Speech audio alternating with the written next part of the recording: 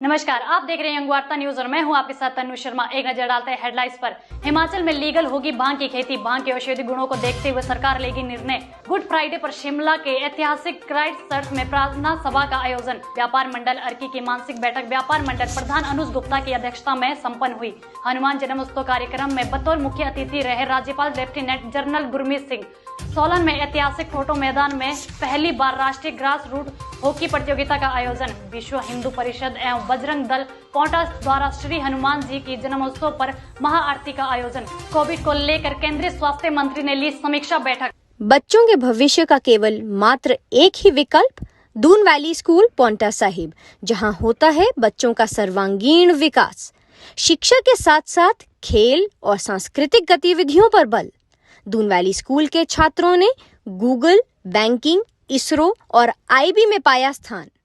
तो देर क्यों, आइए अपने बच्चों के सर्वांगीण विकास के लिए चुने Doon valley school Paonta Sahib.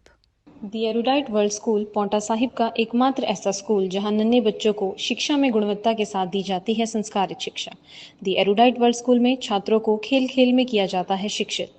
The erudite world school ने बेहतर शिक्षा देकर जिला सिरमौर में बनाई है एक अलग पहचान। तो अपने बच्चों के बेहतर भविष्य के लिए चुने the erudite world school Paonta Sahib, ताकि आपका बच्चा शिक्षित के साथ बने संस्कारित। इन दिनों एडमिशन शुरू, तो फिर देर किस बात की। तो अपने बच्चे के दाखिले के लिए आइए the erudite world school, Batapul, Paonta Sahib. Oh god, अब इसका कुछ नहीं हो सकता।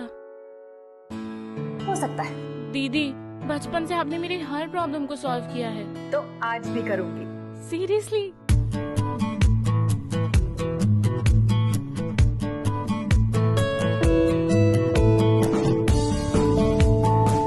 चेहरा बेदाग तो बढ़े आत्मविश्वास। अब डरने का नहीं, सिर्फ आगे बढ़ने का। अब खबरें विस्तार से। हिमाचल प्रदेश विधानसभा में बजट सत्र के अंतिम दिन नियम 63 के तहत भांग की खेती को लीगल करने को लेकर चर्चा लाई गई।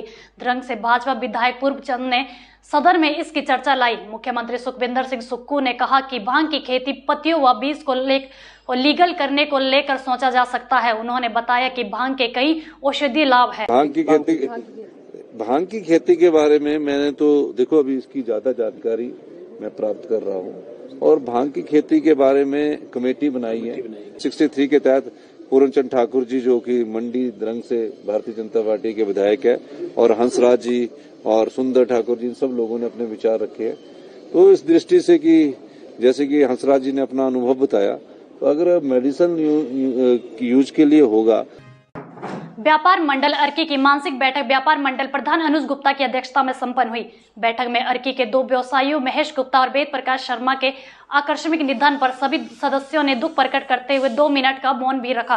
बैठक के दौरान निर्णय लिया गया कि इस माह के अंत में व्यापार मंडल द्वारा अर्की के सभी व्यापारियों के लिए मुफ्त चिकित्सा शिविर का आयोजन किया जाएगा, जिसमें मुख्य रूप से हमारे जो भी 2 दिन पूर्व हमारे अर्की व्यापार मंडल के हमारे बड़े पुराने सहयोगी थे महेश गुप्ता जी, उनका आकस्मिक निधन हुआ, जिसके ऊपर शोक प्रकट किया गया। उससे पहले हमारे जो दुकान थी, वेद प्रकाश जी थे, अब पहले पूर्व में दुकान करते थे, अब वो यहीं कार्य करते थे, कर्मचारी थे किसी दुकान में, तो उनके भी आकस्मिक निधन हुआ था। कल पोंटा साहिब प्रखंड द्वारा श्री हनुमान जी का जन्मोत्सव के पवित्र महापर्व के शुभ अवसर पर भव्य और शौर्य संचलन, वाहन रैली की, हनुमान चालीसा पाठ एवं 9 आरती सहित सामूहिक महाआरती का आयोजन हुआ। इस भव्य महोत्सव में सैकड़ों विश्व हिंदू परिषद एवं बजरंग दल के दायित्ववान कार्यकर्ताओं सहित हिंदू परिवारों ने बढ़ चढ़कर भाग लिया। पूर्व मुख्यमंत्री जयराम ठाकुर ने कहा कि भांग की खेती को लीगल करने के निर्णय में सरकार को जल्दबाजी नहीं करनी चाहिए। सभी पहलुओं के अध्ययन के बाद इस पर विचार करने की आवश्यकता है, क्योंकि इसमें अच्छे और बुरे दोनों परिणाम हो सकते हैं। फिलहाल सरकार ने कैबिनेट मंत्री जगत नेगी की अध्यक्षता में 5 सदस्यीय कमेटी बनाने का सदन में ऐलान किया है। को थोड़ा अध्ययन करने की आवश्यकता है, जल्दबाजी नहीं करनी चाहिए। क्या हम एक कंट्रोल्ड एटमॉस्फेयर में ये परमिशन अगर देते हैं तो उसको हम करने की स्थिति में हैं? कंट्रोल्ड एटमॉस्फेयर में तो हम एक्साइज की सारी चीजें जो है, वो शराब जो है वो भी बनती हैं, वो भी तो एक उस तरह से होती है, लेकिन उसके बावजूद भी बहुत जगह विश्व भर में शुक्रवार को ईसाई समुदाय के लोगों द्वारा गुड फ्राइडे मनाया गया। बाइबल के अनुसार प्रभु ईसा मसीह के शुक्रवार के दिन ही अपने जीवन का बलिदान दिया था, इसीलिए उनकी याद में गुड फ्राइडे मनाया जाता है। शिमला के क्राइस्ट चर्च के पादरी सोहन लाल ने बताया कि गुड फ्राइडे के दिन ही प्रभु यीशु को सूली पर चढ़ाया गया था, इसीलिए लोग इस दिन को शोक के रूप में भी मनाया जाता है। सभी को गुड फ्राइडे की मुबारकबाद। जैसे कि गुड फ्राइडे यानी शुभ शुक्रवार जिसे आज कहा जाता है और पूरे विश्व भर में आज के दिन को मनाया जाता है। आज का दिन प्रभु यीशु मसीह की कुर्बानी का दिन है, जबकि एक अफसोस का दिन है जब प्रभु यीशु मसीह को क्रूस पर चढ़ाया गया और 3 घंटे 12 बजे से 3 बजे तक वो क्रूस पर रहते हैं और उनके आखिरी। रुकेंगे एक छोटे से ब्रेक के लिए, बने रहिए। दुग्गल कैरियर पब्लिक स्कूल, जहां दी जाती है गुणवत्ता परक शिक्षा। पांवटा साहिब का एकमात्र ऐसा स्कूल जिसने छात्रों को स्कूली शिक्षा के साथ साथ करवाई जाती है जेईई मेंस, एनडीए, एनटीएससी और नीट जैसी प्रतियोगी परीक्षाओं की तैयारियां। बोर्ड परीक्षाओं और स्पोर्ट्स में भी हमेशा अव्वल रहते हैं दुग्गल स्कूल के छात्र। तो अपने बच्चों के बेहतर भविष्य के लिए चुने Duggal career public school Paonta Sahib. Break के बाद स्वागत है। सोलन में ऐतिहासिक ठोडो मैदान में एशिया में पहली बार आयोजित की जा रही है राष्ट्रीय ग्रास रूट 13 वर्ष की आयु के लिए हॉकी खिलाड़ियों की प्रतियोगिता आरंभ हुई। प्रतियोगिता का शुभारंभ हॉकी के जादूगर मेजर ध्यानचंद के बेटे अशोक ध्यानचंद ने की। इस प्रतियोगिता को 6 जोन में विभाजित किया गया है, जिसमें कि 6 लड़कों व 6 लड़कियों की टीमें भाग ले रही है। राज्यपाल लेफ्टिनेंट जनरल गुरमीत सिंह ने गुरुवार को हरिद्वार के अवधूत मंडल आश्रम में आयोजित श्री हनुमान जन्मोत्सव कार्यक्रम में बतौर मुख्य अतिथि प्रतिभाग किया। इस अवसर पर उन्होंने देवलोक मंदिर में संकट मोचन श्री हनुमान जी की पूजा अर्चना कर प्रदेश वासियों की सुख समृद्धि और खुशहाली के लिए कामना की।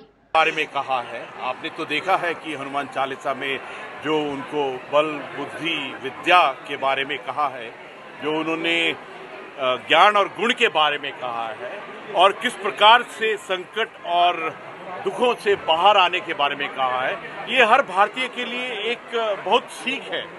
मेरी तो ये कहना है कि हनुमान चालीसा के राज्य के स्वास्थ्य मंत्री और सचिवों से वीडियो कॉन्फ्रेंस से ली फीडबैक। हिमाचल प्रदेश के स्वास्थ्य मंत्री और अधिकारियों ने बैठक में लिया हिस्सा। हिमाचल प्रदेश में कोविड की वर्तमान स्थिति से कराया अवगत। वैक्सीन की उपलब्धता बढ़ाने का किया आग्रह। हिमाचल में 2000 पहुंच गए एक्टिव केस का आंकड़ा। आज के लिए फिलहाल इतना ही, जल्द लौटेंगे बड़ी खबर के साथ।